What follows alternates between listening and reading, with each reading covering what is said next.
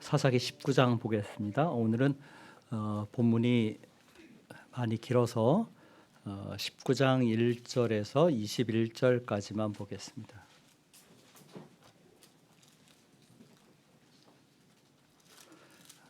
사사기 19장 1절에서 21절까지만 개역 개정 성경으로 교독하겠습니다. 제가 먼저 읽습니다. 이스라엘의 왕이 없을 그때 에브라임 산지 구석에 거류하는 어떤 레위 사람이 유다 베들레헴에서 첩을 맞이하였더니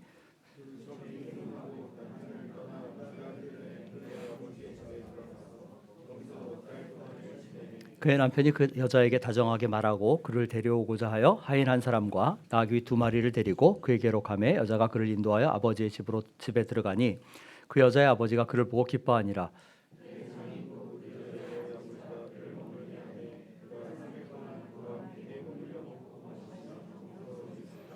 넷째 날 아침에 일찍 일어나 떠나고자 하매 그 여자의 아버지가 그의 사위에게 이르되 떡을 조금 먹고 그대의 기력을 돋운 후에 그대의 길을 가라 하니라.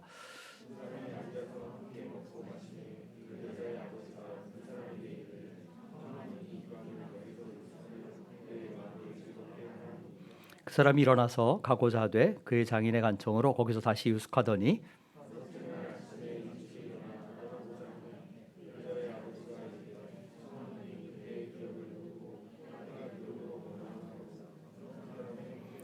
그 사람이 첩과 하인과 더불어 일어나 떠나고자 하매 그의 장인 곧 그 여자의 아버지가 그에게 이르되 보라 이제 날이 저물어가니 청하건대 이 밤도 유숙하라. 보라 해가 기울었느니라. 그대는 여기서 유숙하여 그대의 마음을 즐겁게 하고 내일 일찍이 그대의 길을 가서 그대의 집으로 돌아가라 하니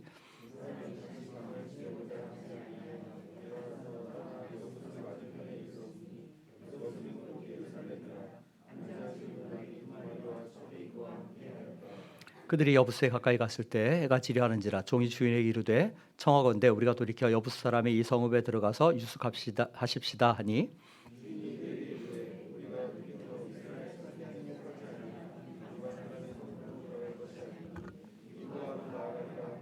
또 그 종에게 이르되 우리가 기브아나 라마 중 한 곳에 가서 거기서 유숙하자 하고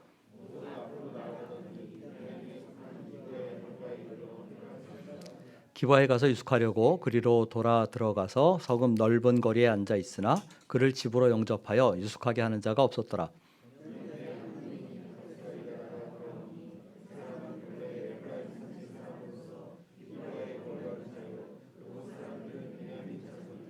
노인이 눈을 들어 성읍 넓은 거리에 나그네가 있는 것을 본지라. 노인이 묻되 그대는 어디로 가며 어디서 왔느냐 하니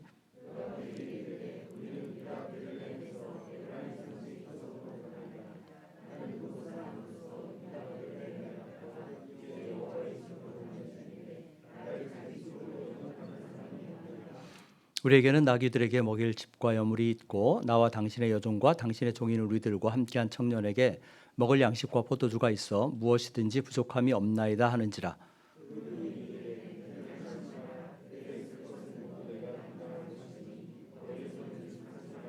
같이 읽습니다. 그를 데리고 자기 집에 들어가서 나귀에게 먹이니 그들이 발을 씻고 먹고 마시니라. 아멘. 오늘로 이제 사사기 강의를 마치게 됐습니다. 다음 주부터는 에베소서 말씀을 나누려고 합니다. 에베소서는 사실 우리 교회를 시작하면서 제일 처음 나눴던 말씀입니다. 11월 첫 주에 개청임배 첫 예배를 드리고 11월 8일 그 다음 주부터 에베소서 강의를 시작을 했는데 에베소서가 교회론을 가르치기 때문에 어떤 교회를 이루어야 할까 하는 것을 생각해 보고자 하는 의미로 25년 전에 이 말씀을 나눴습니다. 25년 만에 여러분들과 다시 한번 이 말씀을 나누면서 하나님이 기뻐하시는 공동체가 어떤 교회인지 생각해 보고자 합니다. 오늘은 설교 본문이 굉장히 깁니다. 21절까지밖에 안 읽었지만 사실은 21장 25절까지 3장이나 됩니다. 절수도 많습니다. 그리고 설교가 다른 때보다 많이 길어질 거라고 생각은 안 하셔도 될 것 같습니다. 사실 이 본문을 놓고 제가 고민을 참 많이 했습니다. 많은 경우에 사사기를 강의하는 분들이 강의를 어디서 끝내냐면 삼손 이야기에서 16장에서 끝냅니다. 제가 왜 그럴까라고 생각을 해봤어요. 그랬더니 사사기 17장부터 21장까지는 정말 부끄러운 이야기, 전하고 싶지 않고 듣고 싶지 않은 이야기가 기록되어 있는 겁니다. 차마 입에 담기 어려운 이야기들이 이 본문에 있습니다. 특히 오늘 우리가 살펴볼 19장에서 21장의 이 이야기는 막장 드라마를 넘어서 마치 엽기 호러물 같은 그런 이야기입니다. 성경에 기록된 이야기 중에 가장 끔찍한 이야기가 아닐까 이렇게 생각이 됩니다. 실제로 미국에서 어느 교회 목사님이 우리가 지금은 안 하고 있지만 우리도 전에는 대표로 한 사람씩 나와서 성경 봉독을 했죠. 그래서 이제 성도 중에 두 사람에게 그 주일 본문을 이 본문을 잡고 성경 봉독을 좀 부탁을 했답니다. 두 사람이 다 거절했다 하는 이야기가 있습니다. 그만큼 불편하다는 것이죠. 그러니 제가 오늘 얼마나 고민이 됐겠습니까? 더구나 성찬식을 하면서 청소년부 아이들과 예배를 드리는 예배인데 이 이야기를 해야 될 것인가 말아야 될 것인가 좀 고심이 많았습니다. 근데 제 마음에 든 생각이 제가 이제껏 교회에서 어려서부터 신앙생활을 해왔는데 사사기 이 본문을 가지고 하는 설교를 들어본 적이 없어요. 물론 우리 교회도 설교는 처음입니다. 성경 공부는 하고 큐티에서 나눔은 했었지만 제가 신학교에 가서야 이 본문을 제대로 다루는 그 말씀을 들었어요. 그러니까 어쩌면 오늘 평생 한 번 들을 수 있는 그런 설교를 들을 수도 있습니다. 메시지가 훌륭해서가 아니라 메시지의 내용이, 말씀의 내용이. 그래서 한편으로는 이런 생각을 합니다. 우리 아이들에게 또 여러분들에게 정말 평생 잊지 못할 그 메시지가 마음에 각인이 돼서 정말 하나님만을 왕으로 섬기고 일평생 살아가는 그런 은혜가 있었으면 하는 바람입니다. 자, 우리가 19장 21절까지만 읽었습니다. 근데 이 19장에서 21장까지의 내용은 크게 세 부분으로 그냥 장으로 쉽게 세 부분으로 나눌 수 있어요. 19장은 레위인 첩과 기브아의 성폭행 사건입니다. 그리고 20장은 이 일 때문에 베냐민 지파와 나머지 이스라엘 11지파가 벌이는 내전이에요. 싸움이에요. 그리고 이제 그 결과로 베냐민 지파가 몰살하니까 21장에서는 그 수습책으로 베냐민 지파 남은 사람들 600명에게 아내를 얻어주는 그런 내용입니다. 이야기는 에브라임 산지에 사는 레위인이 베들레헴 여인을 첩으로 얻었다는 데서 시작을 합니다. 시작부터 이야기가 찝찝하고 뭔가 껄끄럽습니다. 구약 시대에 첩을 두는 것이 사회적으로 용인되는 일이었다 하지만 그건 하나님이 본래적으로 원하시거나 의도하신 것이 아니죠. 더구나 이 사람은 레위인입니다. 제사장 역할을 할 수도 있고 성막 봉사를 하는 사람일 수도 있어요. 그런데 이런 레위인이 첩을 얻었다. 이것은 분명 문제가 있는 일입니다. 그런데 점입가경인 것은 2절이죠. 이 첩이 행음을 하고 남편에게서 도망쳐서 친정에 가서 4개월 동안이나 머물며 돌아오지 않았다는 거예요. 여기 행음이라는 말을 문자적으로 이해하면 그냥 그대로 그 문란한 성생활을 했다, 창기질을 했다, 이렇게 해석할 수 있어요. 그런데 이어지는 문맥을 보면 이 행음이라는 말로 번역한 이 단어가 문자적인 의미는 그렇지만 반드시 그렇게 이해해야 할까라는 의문이 좀 들게 돼요. 왜냐하면 3절을 보면 이 레위인이 여인을 달래서 데려오려고 처가에 갑니다. 그러니까 행음한 여인이다 그러면 그거 좀 약간 이상하긴 하죠. 물론 호세아 같은 경우도 있었지만 그건 하나님의 특별한 계시에 의해서 호세아가 그렇게 하잖아요. 그 다음에 이 레위인이 처가에 가니까 이 첩이 반가이 맞아요. 그리고 장인도 반겨 맞아서 융숭하게 대접을 합니다. 이런 상황을 보면 무언가 우리가 생각하는 것과 문자적인 그 기록과 상황이 좀 다르다라는 생각을 하게 됩니다. 그래서 ESV를 보면 이 행음이라는 말을 신실하지 못하다 이렇게 번역을 하고 있습니다. 여러분들이 주보에 실어준 새 번역 성경은 뭐라고 말하냐면 무슨 일로 화가 난 이 첩이 본가로 돌아갔다 이렇게 되어 있어요. 뒤의 내용을 우리가 참고하면 아마도 이 레위인은 굉장히 냉혹한 사람이었던 것 같아요. 그런데 3절에 보면 그 여자의 아버지가 라고 할 때 이 그 여자를 새 번역은 그 젊은 여자 이렇게 번역해요. 왜냐하면 이 여자라는 말은 소녀, 어린 여자를 의미하는 거예요. 그러니까 아마도 레위인은 자신의 욕정과 그 성적인 욕망 때문에 어린 여자를 첩으로 들였던 것 같아요. 그리고 이 어린 여자는 이 첩은 그 남편에게서 무시나 학대나 어떤 그 부당한 대우를 당했던 것이죠. 그래서 그 남편에게서 도망쳐서 자기 집으로 친정집으로 도망간 것입니다. 근데 이런 연유와 어떠됐든 자신의 자리를 이탈한 것, 그것을 놓고 성경은 뭐라고 말하냐면 신실하지 못하다 이렇게 이야기를 하는 것입니다. 자, 이야기를 보면 처음부터 다 자기 소견에 옳은 대로 해요. 레위인도 자기 소견에 옳은 대로 합니다. 그에겐 성결함이나 거룩함이나 구별됨이 없어요. 그렇죠? 또 이 첩도 자기 소견에 옳은 대로 해요.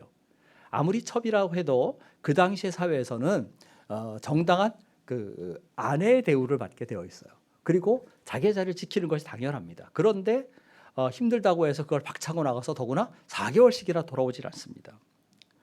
상황이 이러니까 앞으로 전개될 이야기가 어떨까? 이건 불보듯 뻔한 이야기입니다. 4절 이하를 보면 레위인이 처가에 가서 굉장히 융숭한 대접을 받아요. 먹고 마시며 즐기다가 시간을 보내서 결국은 닷새째나 돼서 그것도 오후에 늦게 집으로 출발을 합니다. 먹고 마시는 것 자체가 나쁜 일은 아니죠. 그죠? 먹고 마시고 즐기는 것. 이건 참 중요한 부분이에요. 하나님 우리에게 먹을 것 주시고 또 볼 것도 주시고 즐길 것을 주신 것은 그것을 누리도록 주신 거예요. 그런데 문제는 뭡니까? 그거에 탐닉해서 거기에 골몰해서 귀중한 시간을 그대로 다 흘려보내고 허비하는 것입니다. 그러다 보니까 불안한 출발을 하죠. 그리고 이 일이 결국은 이 늦게 출발한 시간을 지체한 이것 때문에 그 앞으로 참담한 결과가 야기되는 것을 보게 됩니다. 이거 분명 문제가 있어요.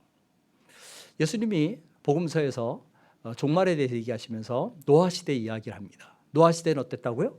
홍수가 나서 다 멸하기까지 사람들이 뭐 했다? 먹고 마시며 즐기며 시집가고 장가가는데 골몰해 있었다 그래요.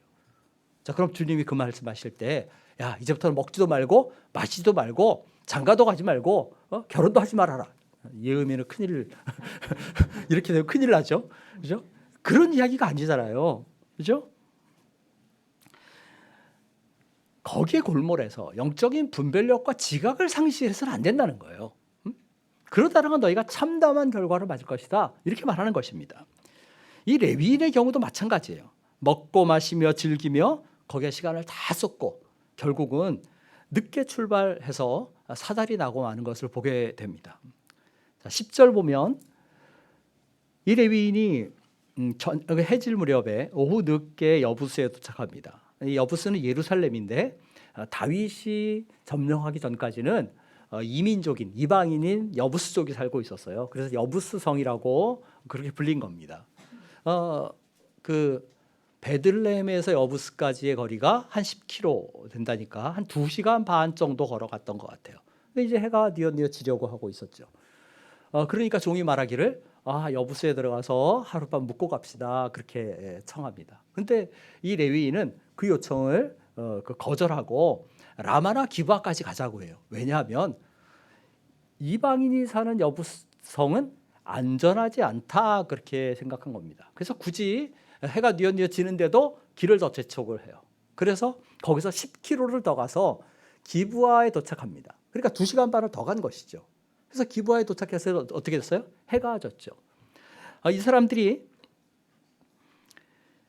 베냐민 지파 기브아성에 도착해서 성읍의 넓은 거리에 광장 같은 데 앉아 있었습니다. 우리가 이 장면을 생각하면 이해가 안 가요. 늦게 도착했으면 빨리 숙소로 찾아 들어가야지 왜 길거리에 앉아 있어 이렇게 생각할 수 있죠.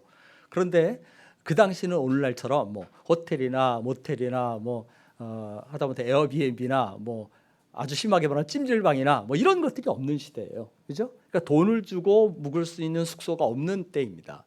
그래서 누군가 나그네가 오면 그 사회적으로 그 나그네를 맞아들이고 환대하는 것이 관례이고 의무이기도 했어요. 그러니까 이 사람들은 누군가 자신들을 맞아주기를 바라면서 사람들이 다 보이는 넓은 거리에 앉아 있었던 거죠.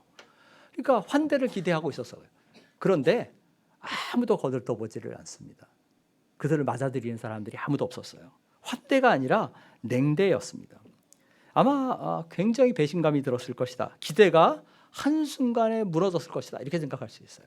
아니, 이방인의 성읍인 여부스를 지나서 그래도 동포의 형제의 도시라고 하는 기브아까지 왔는데 아무도 나를 거들떠보지 않는구나. 나를 외면하는구나. 참 참담한 심정이겠죠.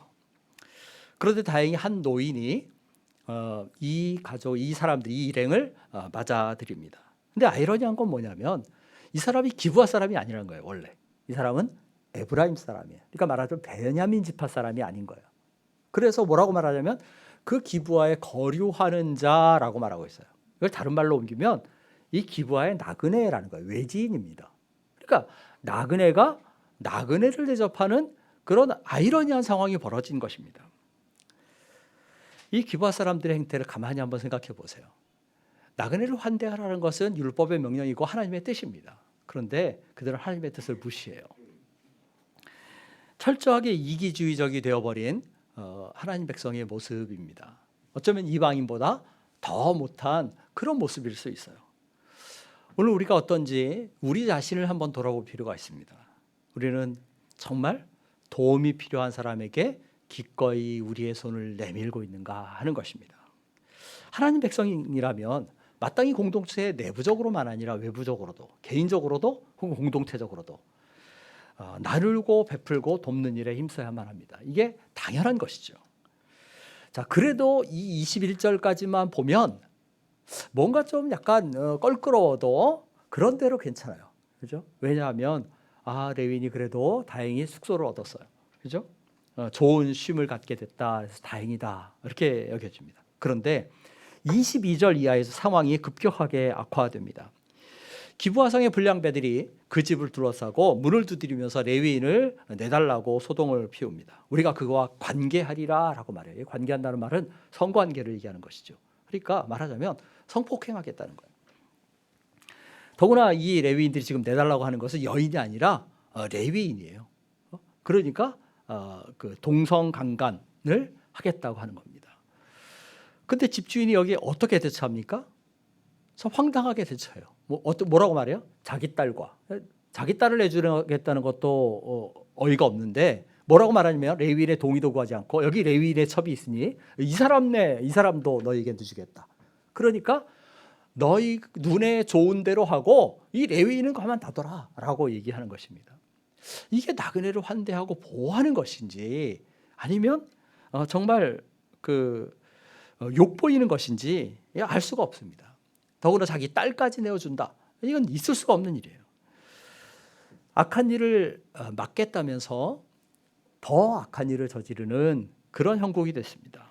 자, 24절 중간에 아까 말한 대로 이 집주인이 너희 눈에 좋은 대로 하라 이렇게 얘기해요.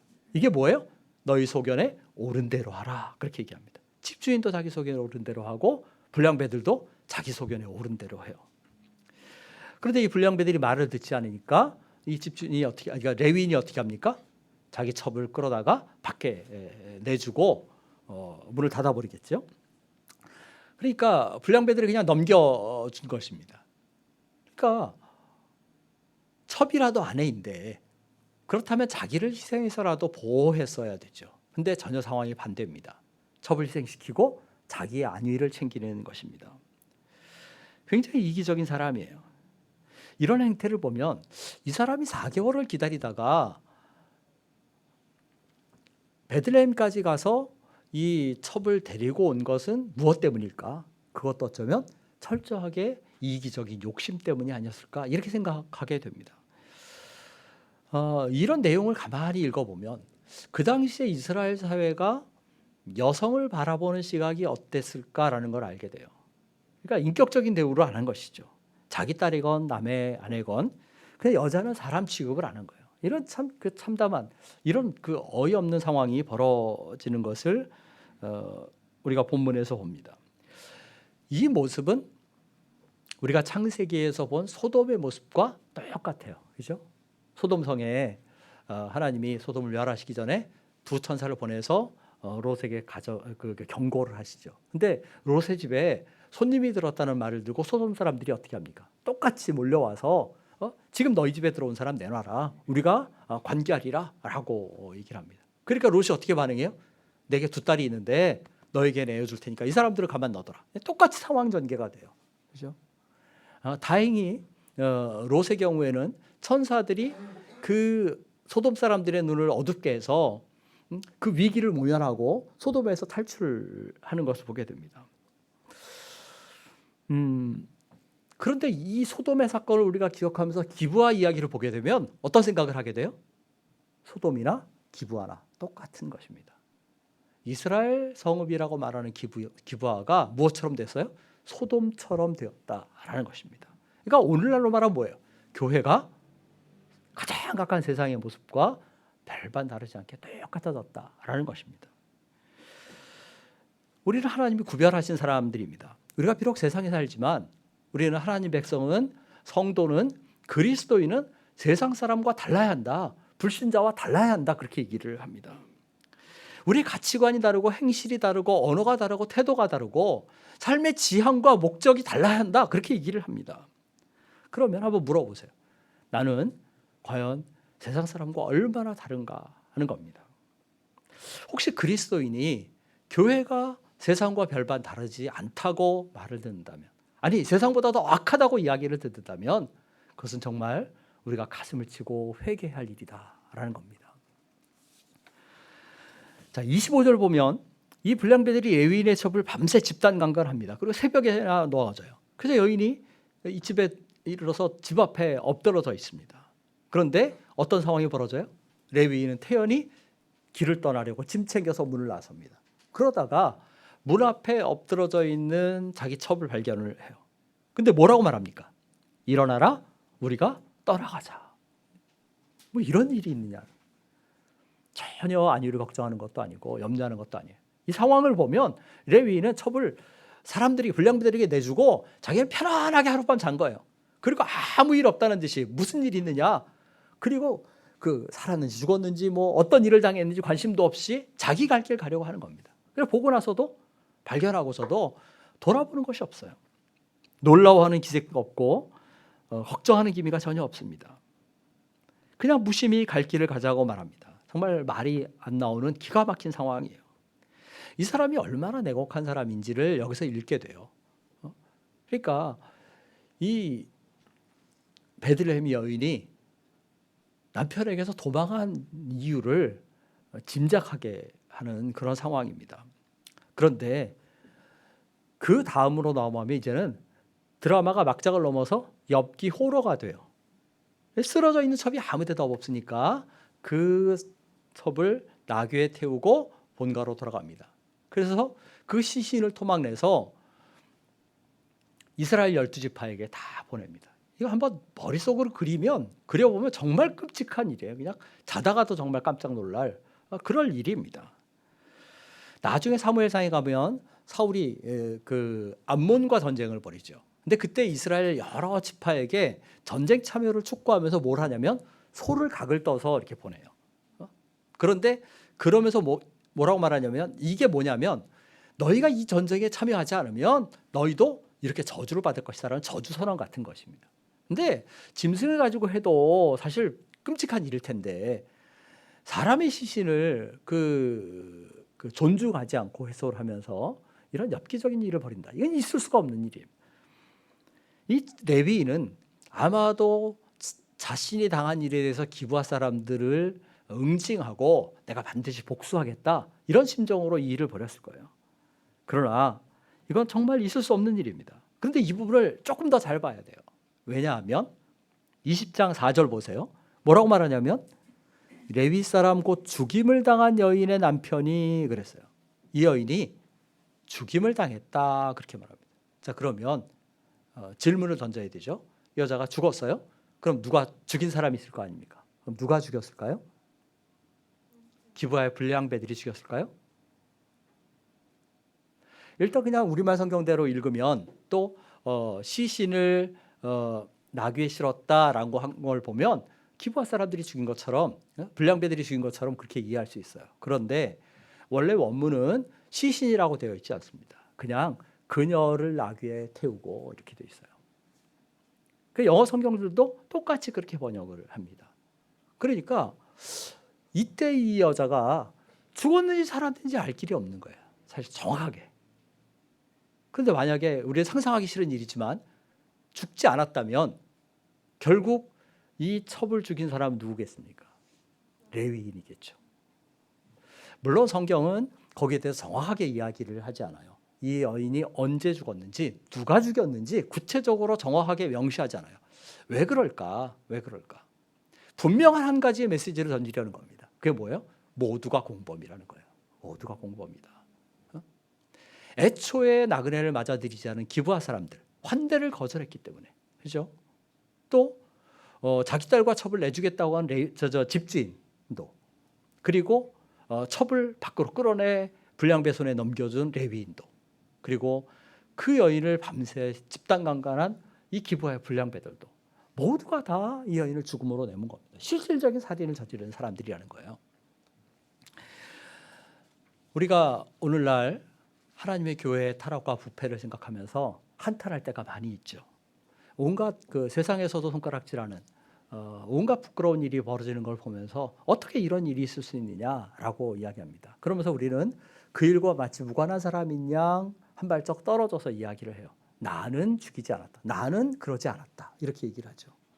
그런데 기브아 사람들이 어땠겠습니까? 그냥 방관을 했지만 나는 그 일에 참여하지 않았다. 이렇게 얘기하지 않았겠습니까? 방관했던 기브아 사람들도 이 끔찍한 사태의 공범이라는 걸 생각해야만 합니다. 어쩌면 오늘 한국 교회 타락과 부패와 이 교회 안에 횡행하는 범죄들, 이런 것들에 나도 역시 공범이 아닌가, 우리가 한번 생각해 봐야만 합니다. 내가 정말 역할과 책임을 다 한다면 이런 일이 없을 텐데 하는 생각을 해봐야만 합니다. 자, 20장은 이 일 때문에 이루어진 이스라엘의 내전이에요. 토막난 시신을 받은 이스라엘 자손들이 어떤 반응을 보입니까? 출애굽기에 이런 일을 본 적도 없고 들은 적도 없다, 그렇게 얘기합니다. 그냥 경악하고 패닉에 빠진 거예요. 심각한 충격을 받았을 겁니다. 그래서 뭐해요? 총회를 조직하고 총회를 모으고 소집하고 군대를 조직을 합니다. 그러고는 레위인을 불러서 자초지종을 물어봐요. 어떻게 된 거냐? 그러니까 레위인이 대답을 하죠. 근데 이 대답하는 내용을 잘 보세요. 자기에게 불리한 내용이나 자기가 잘못한 것을 전혀 언급하지 않습니다. 전부 다 누구 탓이에요? 기브아 사람들 탓이에요. 제가 요즘 뉴스를 보거나 정치인들이나 이렇게 언젠가부터 잘 쓰는 단어가 있는데 제가 굉장히 불편하게 생각하는 단어예요. 실체적 진실이라는 말을 잘 씁니다. 이 사건의 실체적 진실이 무엇인지 뭐 이러면서 얘기를 해요. 제가 마음에 좀 의문이 들었어요. 아니, 진실이면 진실이지 실체적 진실은 뭐냐 도대체. 그럼 실체가 아닌 진실도 있는 거냐. 이 세상이 그렇게 된 거예요. 근데 어쩜 이 레위인이 말하는 것이 진실처럼 보여요. 근데 실체가 아닌 거죠. 그죠? 사실의 일면을 가리고 일면만 강조를 하면서 이것이 전부인 양 이야기를 하는 것입니다. 이 이야기를 들은 이스라엘 지파 사람들이 기브아 사람들을 응징하기로 합니다. 그래서 베냐민 지파에게 그 불량배들을 넘겨달라, 그렇게 얘기를 해요. 근데 베냐민 지파가 아주 이상한 반응을 보여요. 우리 상식대로라면 당연히 불량배를 내줘야 됐죠. 그리고 그랬다면 그 불량배들을 징벌하는 데 상황이 끝났을 거예요. 내전이 촉발되지 않았을 겁니다. 그런데 베냐민 지파 사람들이 이 기브아 사람들을 감싸고 돕니다. 그러니까 집단적 이기주의가 발동을 하는 거예요. 그러니까 그냥 무조건 내 편이니까 보호하겠다는 것입니다. 결국은 이 일 때문에 이스라엘 지파 연합군 40만과 그 베냐민 지파 26,700명의 싸움이 벌어집니다. 그리고 이 전쟁의 결과로 베냐민 지파가 몰살을 해요. 600명만 남고. 이 이스라엘 내전을 20장에서 보면서 드는 한 가지 의문이 있어요. 이스라엘 지파 연합군이 하나님께 매번 물어봐요. 그런데 하나님은 거기에 꼬박꼬박 대답하셔요. 그렇죠? 20장 18절 보세요. 누가 먼저 올라가서 싸울까요? 물어보니까 유다가 선봉에 서라 그렇게 얘기하십니다. 그런데 1차 전투를 벌였는데 누가 이겨요? 극소수인 베냐민 지파가 이겨요. 이스라엘 연합군이 우세한 전력을 가지고 패전합니다. 그러니까 하나님 앞에 울면서 다시 한번 또 물어봐요. 하나님, 우리가 우리 베냐민 우리 형제인 베냐민과 싸워야 합니까? 이렇게 물어봐요. 그러니까 하나님이 싸우라고 얘기를 하셔요. 그래서 또 싸웠습니다. 근데 어떻게 돼요? 이번에도 또 졌어요. 그래서 의문이 들지 않습니까? 하나님은 왜 싸움을 말리셔야지 지금 내전을 벌이라고 하시는 데다가 그러면 베냐민 지파를 응징할 거였으면 연합군이 승리하게 해줘야 되잖아요. 그죠? 근데 번번이 지는 것입니다. 이게 왜 그러겠습니까? 일단 이스라엘 지파 연합군이 이 상황을 가만히 찬찬히 읽어보면 하나님의 뜻을 전혀 묻지를 않아요. 사실은 이미 군대 조직 다 해놓고 전열을 갖춰놓고 싸울 마음 먹어놓고 그 다음에 하나님께 물어봐요. 하나님, 누가 선봉에 설까요? 이렇게 물어봐요. 2차전도 마찬가지입니다. 그 내용을 잘 보면 22절에 이미 뭐라고 말하냐면 전열을 갖추고, 그리고 나서 하나님께 물어봐요. 하나님, 우리가 베냐민과 싸울까요? 싸울 양을 이미 다 내보이고 난 다음에 슬쩍 하나님을 끼워 넣는 거예요. 하나님의 뜻을. 그렇죠?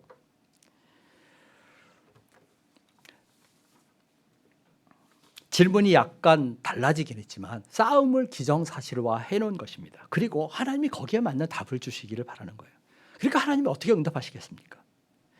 하나님이 자신의 뜻을 밝히시는 듯 하지만 한편으로 이 얘기를 가만히 들어봐. 그래, 너 좋은 대로 해. 이렇게 얘기하는 거예요. 너희 소견에 오른 대로 해라 라고 하신 겁니다. 그러면서 저들에게 가르치시는 것이 뭐냐면 이 패전을 통해서, 이 싸움을 통해서 하나님의 뜻을 도외시한 그 결말이 어떤지, 그 결과가 어떤지를 생생하게 일깨우시는 거예요. 우리가 기도할 때 하나님 앞에 어떤 자세로 나가는가 한번 생각해 봐야 돼요. 혹시 이 이스라엘 사람들처럼 나는 내가 이미 답을 확정해 놓고 하나님, 내가 원하는 답을 하나님 주십시오, 그렇게 요구하고 있지 않느냐고요. 하나님이 우리의 왕이시고 내가 하나님의 신하고 백성이라면 누가 누구의 뜻을 따라야 돼요? 내가 하나님 뜻을 따라야 되죠. 근데 우리는 하나님을 마치 내 신하처럼 내 부하처럼 조종하려는 이상한 생각을, 잘못된 생각을 가지고 있어요. 그게 기도에서 우리가 종종 자주 범하는 잘못이에요. 하나님 뜻이 무엇입니까? 라고 묻기보다 내가 이걸 원하니까 하나님 이거 들어주세요 라고 말하는 겁니다. 우리가 하나님의 뜻 앞에 겸손하게 먼저 무릎 꿇지 않으면 우리가 응답받은 그 기도의 응답이 어쩌면 그렇게 응답받았다고 믿는 것이 허상일 수도 있다라는 것을 알아야만 합니다. 자, 20장 26절 보세요. 다행히 세 번째는 이스라엘이 좀 달라집니다. 그래서 울며 금식하며 하나님께 제사를 드려요. 그러니까 이 내용을 잘 보면 이때는 전열을 먼저 재정비했다라는 얘기가 없어요. 그래서 하나님이 이번에 어떻게 하셔요? 이스라엘 지파 연합들에게 베냐민과 싸우라라고 해요. 그러면 이길 것이라고 얘기하시죠. 그래서 이번에 세 번째 싸움에서는 이스라엘 연합군이 승리를 거둡니다. 그런데 문제는 뭐냐면 이 그러니까 매복과 유인 작전 때문에 패배한 베냐민 패잔병들 외에 그들을 남기고 베냐민 지파의 성읍들을 다 몰살하는 거예요. 가축도, 성읍도, 여인들도 전부 죽이고 맙니다. 그러니까 어떤 문제가 벌어져요? 베냐민 지파가 사라질 지경이 된 것이죠. 그리고 이제 그 다음에 가면 21장에 이건 뭐라고 말하냐면 이 베냐민 지파에게 우리가 딸들을 아내로 주지 말자라고 얘기해요. 자, 베냐민 지파 600명 남은 사람은 광야에서 사막으로 도망가서 숨어 있는데 이제는 저 사람들에게 우리 딸들을 주지 말자. 나머지 지파가 다 결의하고 하나님 앞에 맹세하는 것입니다. 그러니까 어떤 상황이 벌어져요? 이제 베냐민 지파 남은 남자들은 이스라엘 안에서 아내를 구할 길이 없게 됐어요. 그럼 뭐예요? 후대를 볼 수 없어요. 그럼 존립이 힘겨운 겁니다. 그래서 지파가 사라지게 됐어요. 그러니까 아무리 명분이 있어도 징벌이 과하게 되면 이런 어이없는 상황이, 가혹한 상황이 벌어진다는 것을 우리가 명심해야 돼요. 이스라엘 사람들이 뒤늦게 정신을 차립니다. 그래서 자기들 나름대로 수습책을 세워요. 그런데 이번에도 문제는 뭐냐면 하나님께 묻지 않았다는 거예요. 21장 25절을 보세요. 하나님 앞에서 울며 하소연도 하고 제사를 드립니다. 근데 그 다음 뭐가 없어요? 울기도 하고 제사도 드렸는데 하나님 어떻게 하는 게 좋겠습니까? 라고 묻는 게 없어요. 그리고는 이 미스바 총회에 참여하지 않은 그 사람들이 있다면 누구든지 죽음을 당할 것이라고 자신들끼리 맹세한 그 일을 떠올립니다. 그래서 이스라엘 전 지파를 다 조사를 하죠. 혹시 이 미스바의 그 맹세에 참여 안 한 곳이 어디 있을까? 그곳이 어디예요? 길앗 야베스입니다. 그래서 군사 12,000명을 보내가지고 이 길앗 야베스를 응징을 해요. 다 진멸합니다. 그리고 누구만 남겨요? 400명의 여인들만 남겨요. 그러니까 그 길앗 야베스 사람들을 죽이고 여자 400명을 납치해가지고 베냐민 사람들에게 아내로 주는 것입니다. 뭐 이런 일이 있는지 이거 알 수가 없어요. 그런데 이야기가 여기서 끝이 아니죠. 베냐민 지파 남은 사람 몇 명이에요? 600명. 근데 길앗 야베스에서 납치해온 여인들은 400명. 그러니까 200명이 모자라요.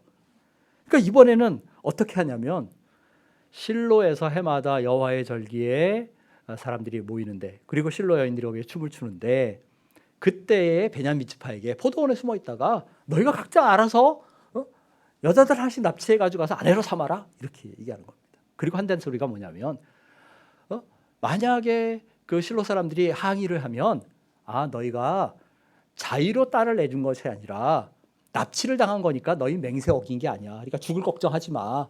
이렇게 말하고 달랜다는 거예요. 자, 여호와의 절기가 뭡니까? 오늘 쉽게 말하면 뭐 예배 같은 거죠. 그리고 거기에 춤추는 여인들은 예배하러 나온 것이죠. 근데 이제는 그냥 맹세를 어긴 성읍을 징벌하는 게 아니라 하나님을 예배하고 하나님 앞에서 함께 즐거워하는 그 자리에 이 납치 강도 사건을 벌이는 것입니다. 하나님 백성이라는 이스라엘이 어떻게 이럴 수 있을까? 자기들이 저지른 엄청난 결과를 수습하겠다면서 어리석은 맹세를 지키겠다면서 죄에 죄를 더하는 거예요. 왜 이런 일이 벌어졌을까? 사사기 마지막 21장 25절을 봐야만 합니다. 그때 이스라엘에 왕이 없으므로 사람이 각기 자기의 소견에 옳은 대로 행하였더라 라고 말합니다. 결국 뭐예요?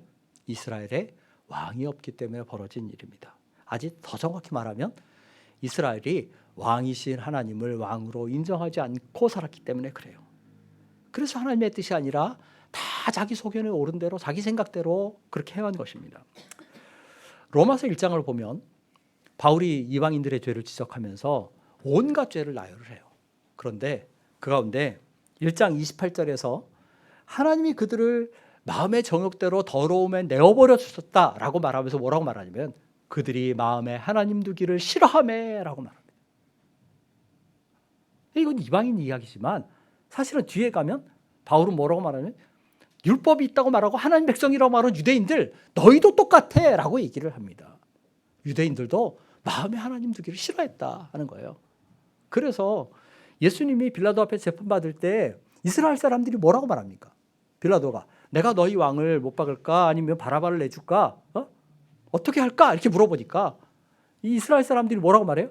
우리에게는 왕이 없나이다 그렇게 얘기를 합니다. 그래서 자신들에게 왕이 있다는 걸 부인하고 자신들에게 오신 왕을 결국 십자가에 못 박고 마는 것입니다. 그 결과가 뭡니까? 주 70년에 예루살렘이 멸망해요. 성전이 무너집니다. 완전히 몰살하고 말아요.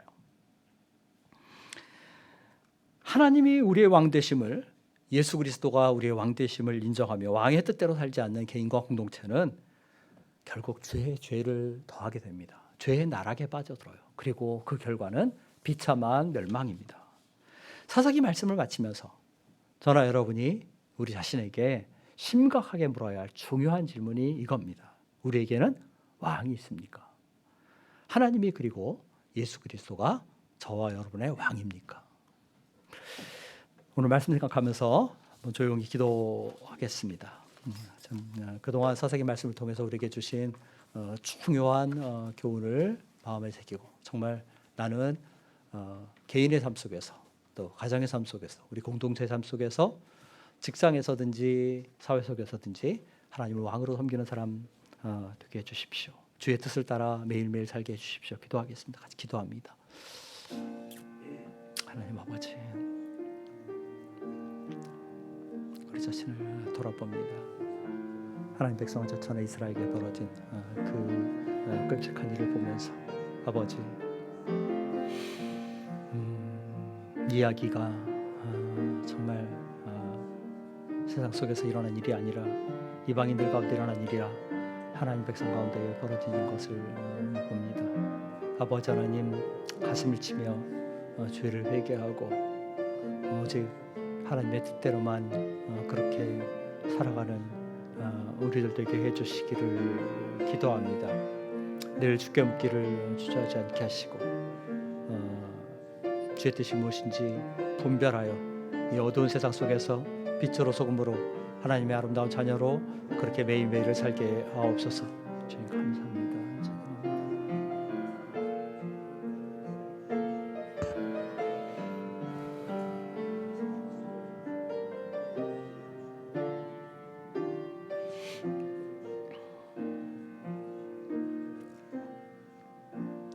하나님 백성을 자처했던 이스라엘이 벌인 그 끔찍한 일들과 그 부패와 타락을 보면서 이것이 남의 이야기가 아니라 우리의 이야기, 나의 이야기일 수 있다는 것을 주님 깨닫습니다. 하나님 아버지, 우리 가운데 있는 작은 죄라도 내어버리게 하시고 늘 주의 뜻에 민감한 우리들 되게 해 주옵소서.